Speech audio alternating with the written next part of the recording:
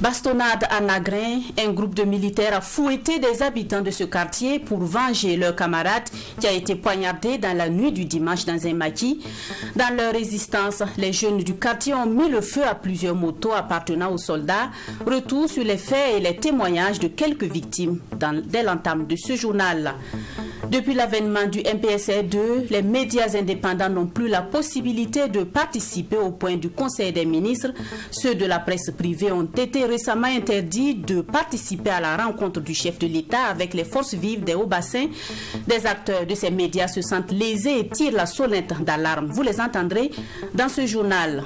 Et puis, en sport, le comité d'organisation de la 7e édition du marathon 10 km confirme que la compétition aura bel et bien lieu dimanche 22 janvier prochain.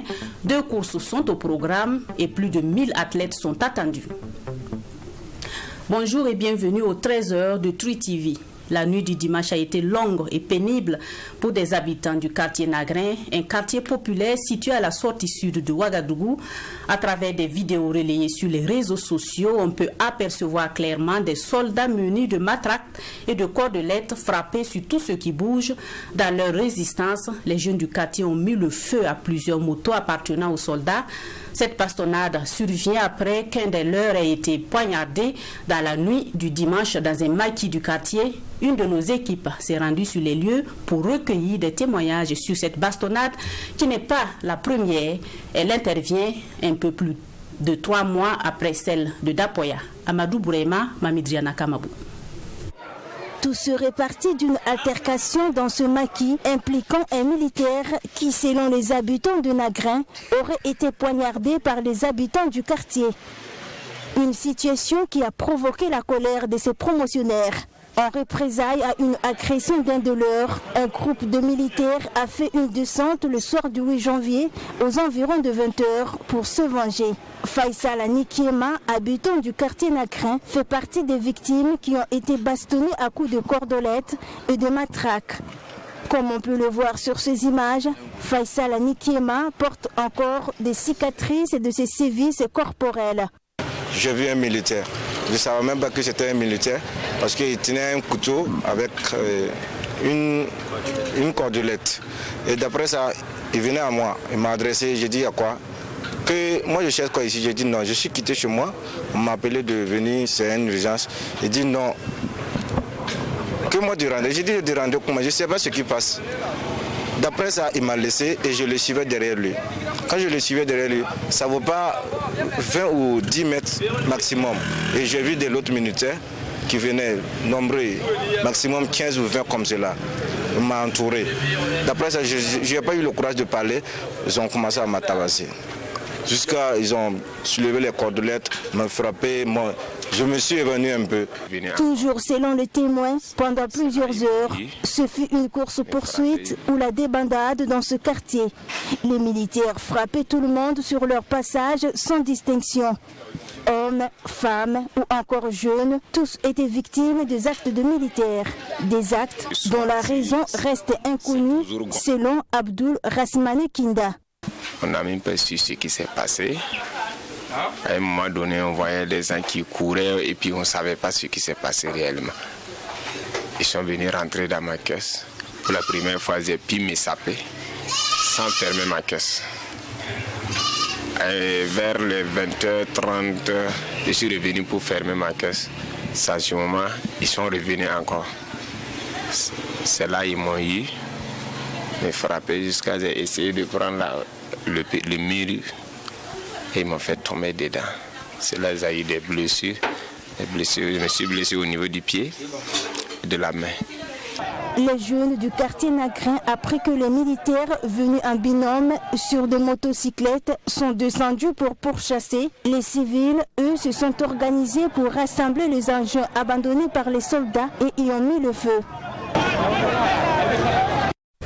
Suite à cet incident, le chef d'état-major général des armées, dans un communiqué, condamne avec fermeté ces agissements qui déshonorent les forces armées nationales. Il informe que des mesures conservatoires ont été prises en interne et les militaires fautifs seront sanctionnés conformément au règlement de discipline générale. Tout en exprimant ses regrets aux populations, le chef d'état-major général des armées souhaite un prompt rétablissement aux personnes blessées au cours de cet incident malheureux. Il demande par ailleurs aux populations de rester mobilisées derrière les forces armées nationales pour la reconquête du territoire national. Dans la suite de cette édition, on s'intéresse aux 100 premiers jours du président de la transition. Le capitaine Ibrahim Traoré a pris les commandes de la destinée du Burkina Faso le 30 septembre par un coup de force. Après plus de 3 mois à la tête de la transition burkinabé, que faut-il retenir sur sa gestion? Sur le plan sécuritaire, en passant par la diplomatie et l'économie, la présidente du mouvement pour la renaissance du Burkina, Yeli Monique Kam, fait un bilan positif de la gestion du capitaine Ibrahim Traoré, et c'est dans ce reportage signé Alexis Mounkouni Belemnaba. Au Burkina, tout est urgent. De la sécurité à la défense, à la santé. Déclaration faite par le capitaine Ibrahim Traoré lors de sa rencontre avec les secrétaires généraux des institutions. C'est après la révolution de Palais du 30 septembre qui a renversé le lieutenant-colonel Paul-Henri Sandaogo Damiba à la tête du MPSR, le mouvement patriotique pour la sauvegarde et la restauration. Lui aussi, il avait renversé Roch Kaboré le 24 janvier de la même année. Pour le capitaine Ibrahim Traoré, son prédécesseur avait trahi les idéaux du MPSR. 3 mois aux commandes de la transition burkinabé, une actrice politique donne sa perception de la gestion. À commencer par la sécurité, Yeli Monique Kam, présidente du mouvement pour la renaissance du Burkina Faso, note un bilan positif. Par le passé, nous avons assisté à des massacres de nos FDS dans leur base, dans leur détachement. Et nous avons assisté également par le passé au massacre des civils et des militaires aussi, des soldats lors des convois. Et depuis l'accession de la prise de pouvoir du capitaine Ibrahim Traoré, il y a un recul drastique de ces massacres de grande envergure. Le plan diplomatique n'est pas occulté par la présidente du mouvement pour la renaissance du Burkina Faso. Pour Yeli Monique Kam, des efforts sont faits en matière diplomatique. Grâce au rapprochement avec le Mali et l'ouverture à la Russie, notre armée a acquis des matériels et des équipements militaires adéquats de lutte contre l'insécurité.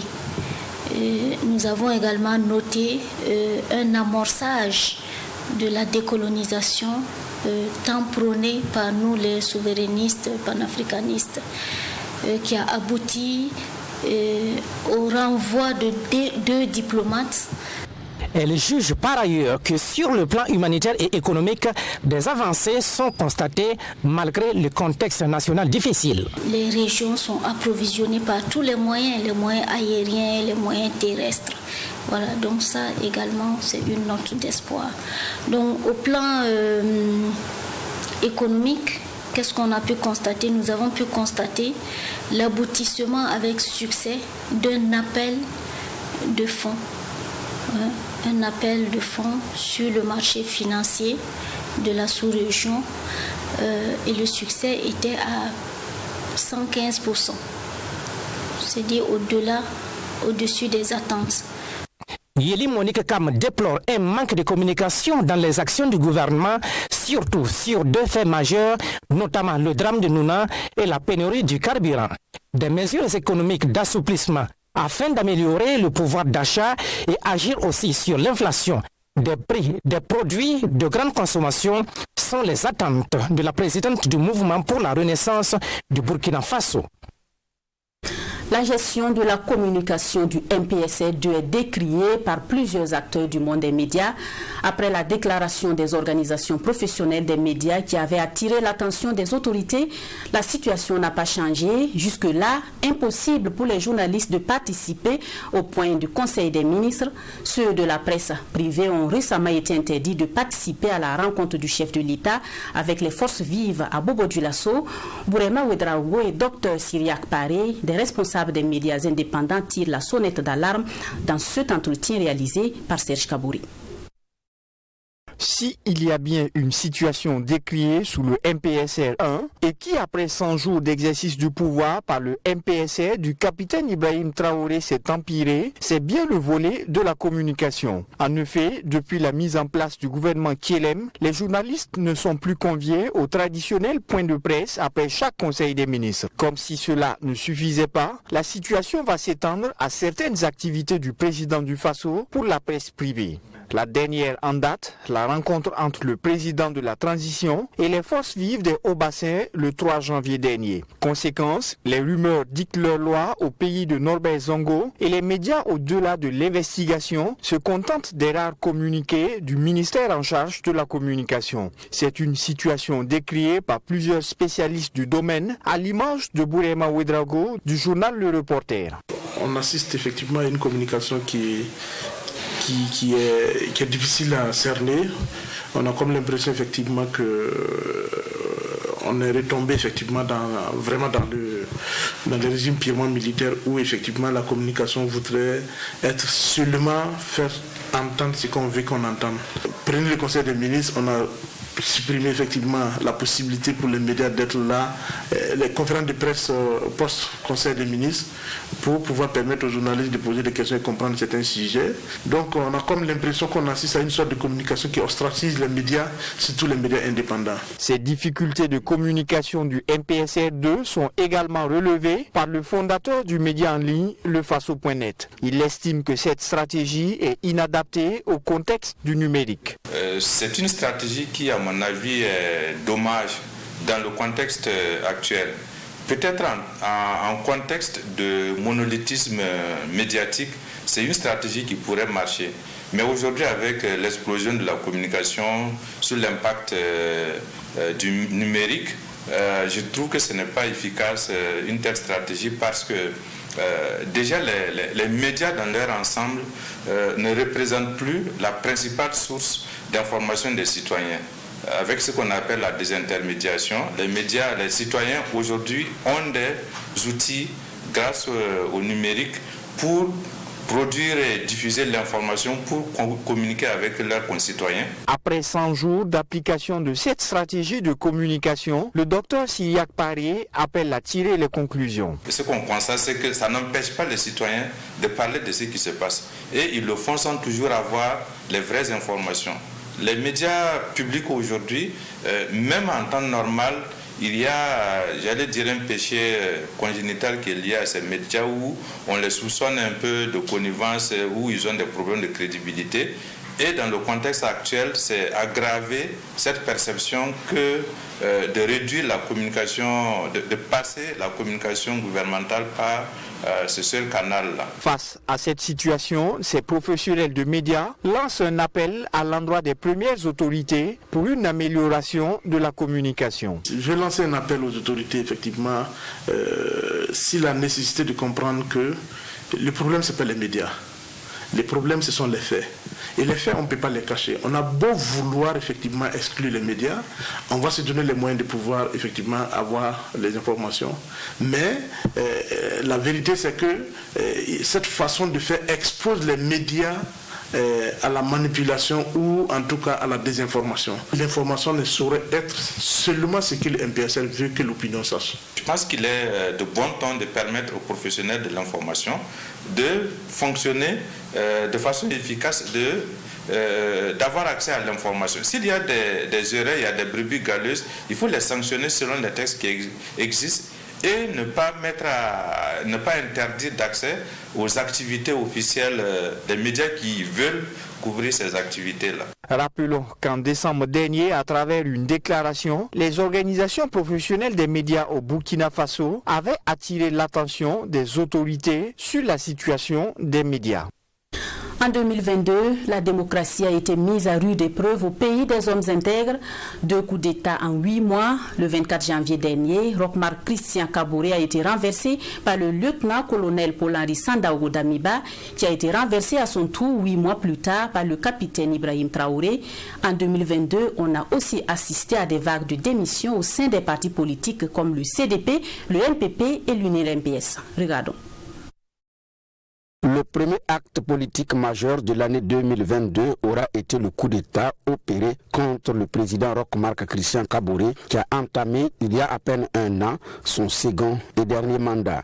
En effet, le 23 janvier 2022, des bruits de bottes se sont invités dans la marche de la démocratie burkinabé à travers des tirs qui ont éclaté au camp Sangoulé-la-Mizana, à la base aérienne et au camp général Babassi. Ce qui au départ a semblé être une mutinerie ordinaire des soldats pour des revendications corporatrices s'est révélé être un coup d'État, même si le ministre de la Défense d'alors, le général Barthélemy Tienporé, dira au Burkinabé droit dans les yeux ne pas savoir qui tire et pour quelle raison. Mais très vite, les choses se précisent et le 8e coup d'État du Burkina Faso sera officiellement annoncé le 24 janvier 2022 après une démission forcée du président Kaboré. Le mouvement patriotique pour la sauvegarde et la restauration MPSR, dirigé par le lieutenant-colonel Paul-Henri Sandaogo Damiba, prend le pouvoir et proclame une semaine après l'acte fondamental de son existence.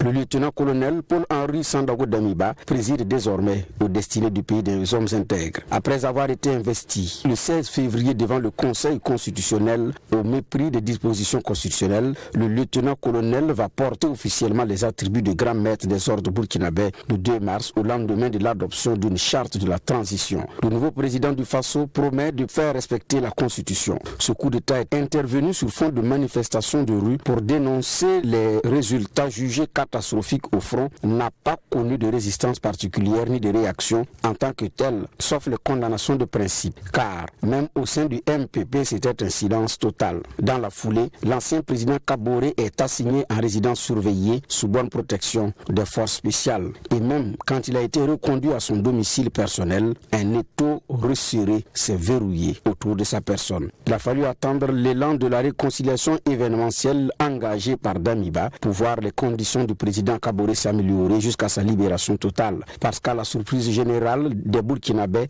le 21 juin, les anciens présidents Kaboré et Jean-Baptiste Ouédraogo ont été invités pour apporter des conseils et des suggestions pour mieux diriger le Burkina. Une démarche mal ficelée car la vraie raison d'une telle rencontre était de préparer le retour de Blaise Compaoré au Burkina Faso au mépris de sa condamnation devant la justice burkinabé. Parce que le 7 juillet, effectivement, l'ex-locataire du palais présidentiel de Kossiam a regagné Ouagadougou 8 ans après avoir été chassé du pouvoir. Le président Kaboré, aidé par ses partisans, refuse de prendre part à cette rencontre controversée et vécue par les défenseurs des droits humains comme une prime à l'impunité.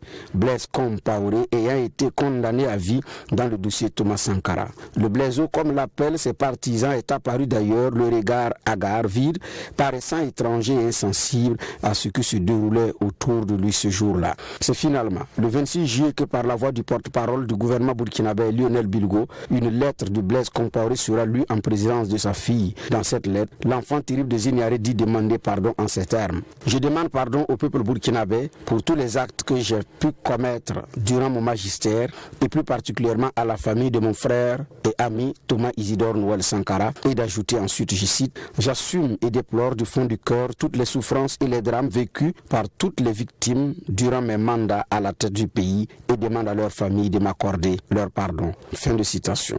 Sur le terrain, alors que la situation s'enlise, le clan Damiba affirme sans trop convaincre que l'armée monte en puissance. Et 5 mois après sa prise de pouvoir, le lieutenant-colonel qui avait promis un bilan pour la reconquête du territoire national a adressé au Burkinabé beaucoup plus un cours d'histoire et de partage de responsabilités plutôt qu'un discours bilan. Un rendez-vous qui ne verra pas le jour puisque l'armée a de nouveau renversé le pouvoir. Le vendredi 30 septembre, à la fin d'une journée masquée par une série de mutineries dans les casernes, Damiba sera à son tour renversé et le commando s'enfuit à Lomé, la capitale du Togo voisin. Désormais, un jeune capitaine de 34 ans, du nom de Ibrahim Traoré, prend le pouvoir, toujours sous l'égide du MPSR. Ce dernier prête serment devant le Conseil constitutionnel le 21 octobre en qualité de président de la transition. Autre actualité politique au Burkina Faso qui a marqué cette année 2022 est la nouvelle vague de démission au sein de l'ex-parti au pouvoir, le MPP. D'abord, un premier groupe de 46 cadres du bureau politique politique nationale conduit par l'ancien vice-président de l'Assemblée nationale, Abdoulaye Moussi, le 23 mars, ont claqué la porte avec des transfuges d'autres partis pour créer le Parti panafricain pour le salut, le PPS. Et le 22 septembre, 115 autres membres du bureau politique national du même MPP ont démissionné.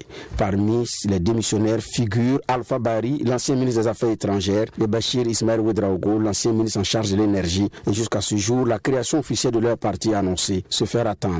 Les querelles intestines qui ont divisé le Congrès pour la démocratie et le progrès de Blaise Compaoré ont aussi largement alimenté l'actualité politique de 2022 au Burkina Faso. Entre communiqués, conférences de presse interposées ou sorties médiatiques tonitruantes, l'aile dite historique conduite par Achille Tapsoba et l'autre tendance dirigée par l'homme d'affaires Idi Kombogo se réclamant de l'aile futuriste se livre une véritable bataille rangée sur fond d'ailleurs de règlement judiciaire. Et même là, l'ancien médiateur des conflits en Afrique de l'Ouest, Blaise Compaoré, n'a pas pu réconcilier ses ouailles qui continuent de se tirailler devant les tribunaux burkinabés, chacun se revendiquant la légalité du parti dont le récépissé a été accordé à Idi Kombogo par le ministère en charge des libertés publiques. L'année 2022 politique se boucle par la démission le 21 décembre dernier de Maître Benewende Sankara, précédemment président de l'UNIR MPS, dont la présidence échoit désormais au professeur Augustin Loada qui assure l'intérim en attendant la convocation des instances du parti. Massacre de 28 civils à Nouna, on en reparle. Après le MBDHP, la Commission nationale des droits humains interpelle l'État sur ses responsabilités en matière de protection des droits humains. Elle dit suivre de près l'enquête qui a été ouverte et compte jouer sa partition afin que justice soit rendue. On écoute la réaction de la vice-présidente assurant l'intérim dans cet entretien de Fatima Tanikema. Dans la nuit du 30 au 31 décembre 2022, 28 personnes selon le bilan du gouvernement ont trouvé la mort à Nouna. Des civils auraient subi des représailles de la part des Dozo convertis en volontaires pour la défense de la patrie VDP, après une attaque qui a ciblé leur quartier général. Un acte que la Commission nationale des droits humains CNDH condamne et qualifie de grave violation des droits humains. Elle a d'ailleurs dans une déclaration interpellé le gouvernement sur ses responsabilités vis-à-vis du respect des droits humains au Burkina Faso. Nous avons tenu à les interpeller pour que les responsabilités vraiment soient, que justice soit faite.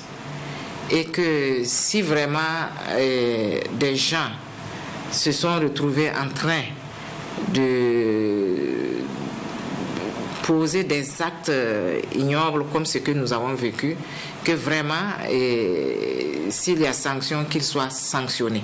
La CNDH, qui a rendu visite à la brigade de veille et de défense patriotique 24 heures avant cet incident à Nouna, ne s'est pas limitée à l'interpellation de l'État. Elle a aussi interpellé cette brigade sur la nécessité de renforcer les capacités des VDP sur les questions de droits humains. Il ne faudrait pas que dans cette lutte contre le terrorisme, nous-mêmes on s'auto-détruise.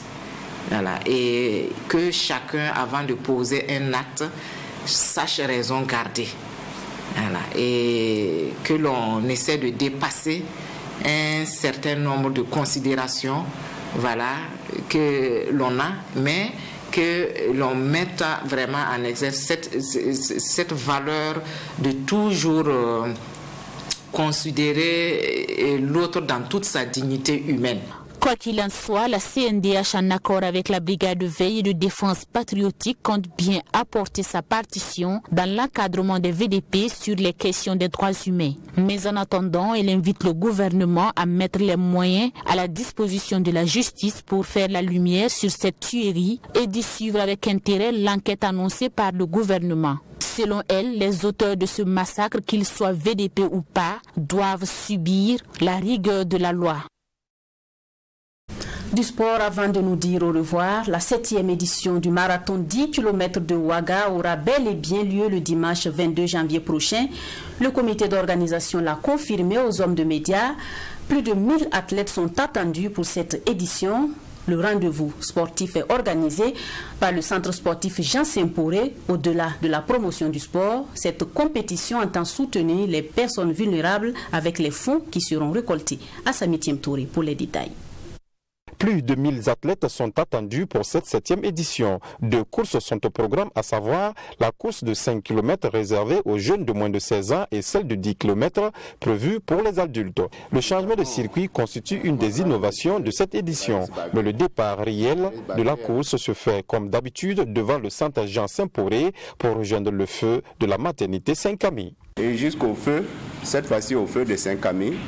Arrivé au feu de Saint-Camille, ils vont tourner à droite, ok, et traverser l'avenue Babangida, traverser l'avenue de la Caisse populaire et continuer jusqu'à la fin de la même avenue. Donc traverser, ils vont continuer jusqu'à la fin de l'avenue. À la fin de l'avenue, ils vont aller vers la droite en direction du cimetière de Dagouin. Compte tenu de la situation de crise que traverse le pays, le centre Jean Saint-Poré prévoit de reverser une partie des frais d'inscription pour des actes de solidarité. Donc, cette année, on a décidé de reverser en grande partie les cotisations qui vont être perçues lors des inscriptions pour les actes de solidarité. Et lors du village, on va aussi demander à tous ceux qui peuvent faire un geste en faveur de cette solidarité nationale-là, pour nous permettre de faire un don à un établissement ou une institution qui en a besoin, compte tenu du contexte. Cette année, le comité d'organisation a revu à la hausse le prix des différents champions pour inciter les athlètes à se surpasser. 5 km pour les moins de 18 ans. Donc je vais commencer rapidement par les 5 km. Donc dans un premier temps, pour le premier, on a une médaille d'or, une tablette, un trophée et la somme de 100 000 francs. Donc ça, il faut compter que c'est filles et garçons. Donc ce qui veut dire que c'est une double prime en fait. En deuxième, pour les filles et les garçons aussi, on a une médaille d'argent et la somme de 75 000 francs. Le troisième, une médaille de bronze et 50 000 francs. Le quatrième, 20 000. Cinquième, 10 000. Et sixième, 5 000. Chez les seniors, aux 10 km, on a hommes et dames. En premier, on a la médaille d'or, on a le trophée et la somme de 500 000 francs. Notons qu'à la veille de la course, un village marathon sera installé au sein du centre en vue de permettre aux participants de pouvoir se doter de leur tunique.